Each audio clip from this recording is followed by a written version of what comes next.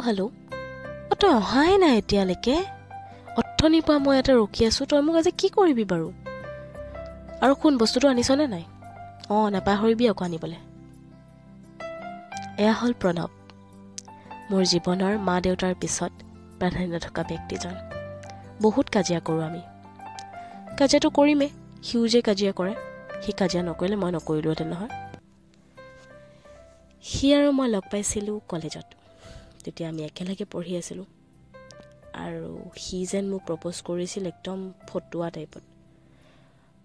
আৰু সেয়া হৈছিলে ডিষ্ট্ৰিক্ট লাইব্ৰেৰীৰ সন্মুখত একদম যেন চিঞৰি আহিছিল মোক প্ৰপ'জ কৰিবলৈ